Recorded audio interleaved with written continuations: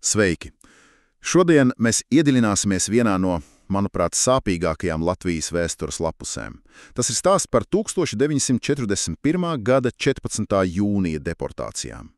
Bet mēs to darīsim nedaudz citādāk, ne caur sausiem faktiem. Mūsu rokās ir kas daudz personiskāks. Tās ir acu liecinieku atmiņas. Un kas ir būtiski, tās publicētas tikai 80. gadu beigās, 90. sākumā. Laikā, kad beidzot drīkstēja runāt. Mūsu mērķis šodien ir caur šiem stāstiem sajust to cilvēčisko pusi. Jā, sveiki. Un tas apzīmējums laika kapsula šeit ir tik precīzi, jo, redzim, šie stāsti jau nav tikai par 41. gadu. Tie parāda arī to, kā sabiedrība, gandrīz 50 gadus vēlāk, mēģināja šo milzīgo kolektīvo traumu vispār sākt dziedēt. Tā ir tāda dzīva atmiņa, kas vienkārši laužas ārā no tās piespiedu klusēšanas. Un gandrīz visos stāstos viss sākas ar vienu un to pašu momentu. Tas ir kā no šausmu filmas Klauviens pie durvīm, nakts vidū. Lūk, Ādolfs Sīlis raksta, ka te viņa klauvēja vēl pirms saulēkta. Ienāk 3 vīri, 1 formā, 2 civilā, un pavēle ir īsa, brutāla.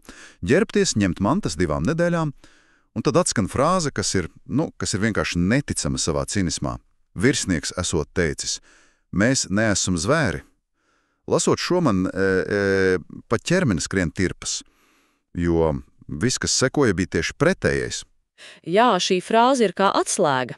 Tā atklāja visu padomju represīvās sistēmas būtību. Viņi vienmēr mēģināja savu necilvēcību ietērpt tādā, legālā formā.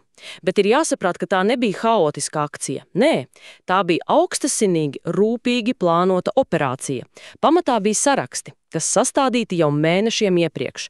Un tas apzīmējums sociāli bīstams elements vai tautas ienaidnieks, tas bija kā gumijas jēdziens, to varēja uzstiept jebkuram.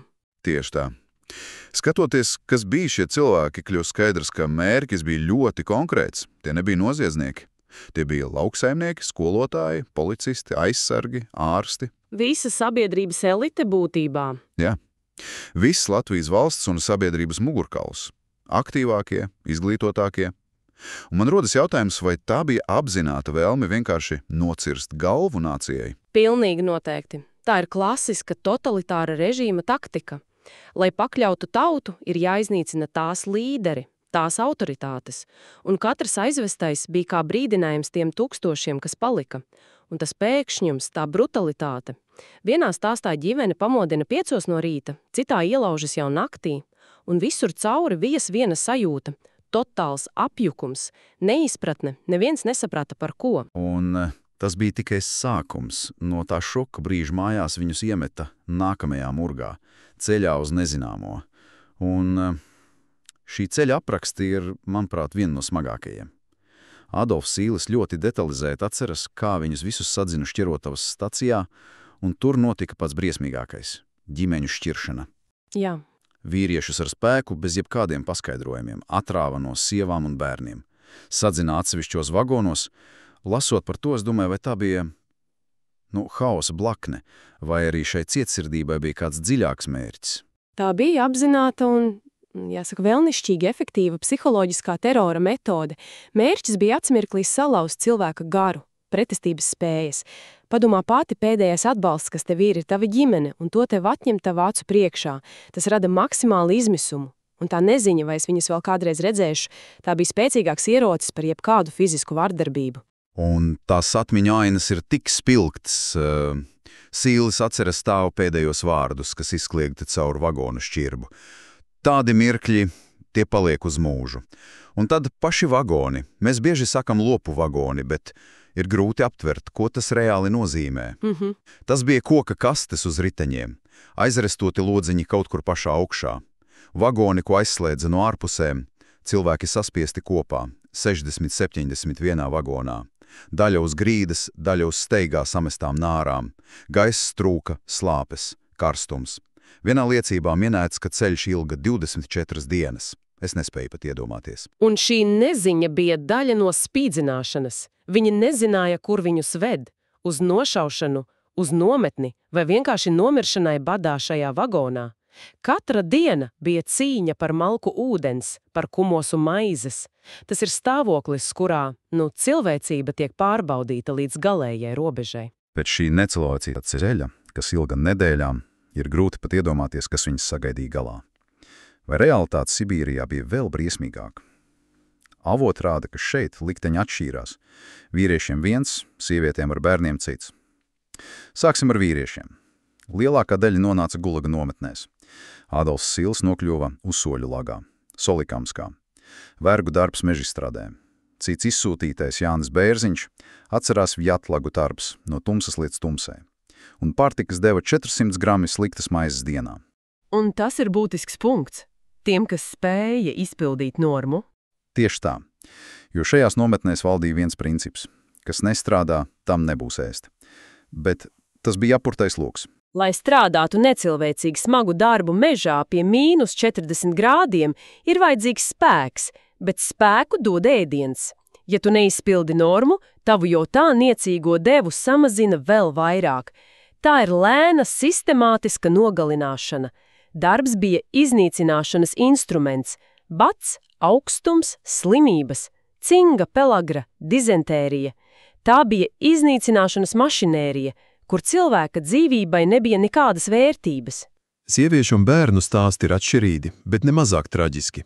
Viņas nonāca tā saucējās speciālajās nometinājuma vietās. Būtībā izsūtījums Sibirijas sāģās, kolhozos.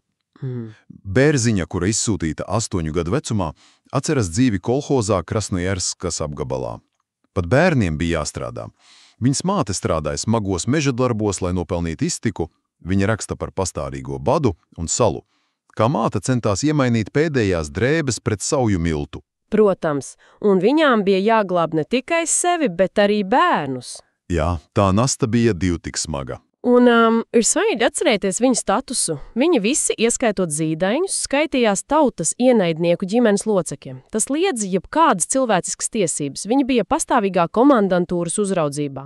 Reizi nedēļā vai mēnesī bija jāatrādās, viņi nedrīkstēja atstāt savu rajonu, tas bija tāds kā cietums bez mūriem. Mērķis bija tas pats – morāla pazemošana un lēna fiziska iznīcināšana. Gadiem ejot, tūkstošiem gāja bojā. Bet daļa abrīnojamā kārtā izdzīvoja, un tad pēc Staļina nāves parādījās cerības stariņš, iespēja atgriezties.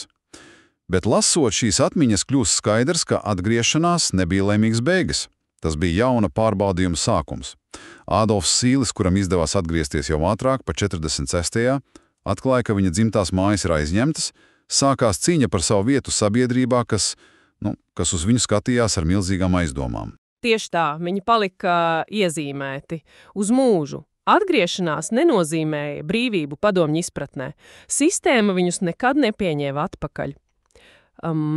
Bērziņa atgriezās tikai 57. gadā un stāsta, ka saskārās ar milzīgām grūtībām, lai vispār saņemtu pierakstu savā dzimtajā Latvijā. Viņiem bija liekta augstākā izglītība, labāki amati un viņi visu laiku atradās VDK uzraudzībā. Tas ir tik nežēlīgi. Tu izdzīvo Sibīrijā, tu atgriezies mājās, un tava dzimtene tevi sagaida kā noziedznieku. Un pat tā sauktā rehabilitācija daudzi tika rehabilitēti tikai 57. gadā vai vēlāk, bieži vien jau pēc nāves. Un tā formula tā ir tik ciniska – sakarā ar nozieguma sastāva trūkumu. It kā būtu notikusi kaut kāda birokrātiska kļūda. Jā, nevis apzināts masveida noziegums. Un tas noved pie ļoti svarīgas secinājuma. Klusēšana par piedzīvoto bija izdzīvošanas stratēģija visus pēckara gadus. Par to nedrīkstēja runāt pat ģimenē. Tāpēc šo stāstu publiskošana 80. gadu beigās bija kā aizsprosta pārraušana. Tā bija milzīga uzdrīkstēšanās. Sabiedrība beidzot varēja sākt runāt. Zini, kas mani visvairāk pārsteidz lasot šos stāstus? Tas ir tonis. Tur ir milzīgas sāpes, zaudējums, bet es gandrīz nemanu naidu vai atriebību. Dominējošā sajūta ir vēlme, lai tas beidzot tiktu izstāstīts, lai nekas tāds nekad neatkārtotos. Vai tā ir kopīga iezīme? Absolūti. Un tas, manuprāt, ir pats galvenais. Pēc gadu desmitiem ilgas klusēšanas galvenā nepieciešamība bija nevis apsūdzēt, bet gan liecināt. Atdot savu stāstu, atgūt savu balsi. Tā bija dziedināšanas forma. Dziļi cilvēciska vēlme tikt sadzirdētam. Un tas parāda, ka pirmais solis ārā no traumas ir spēja nosaukt lietas īstajos vārdos.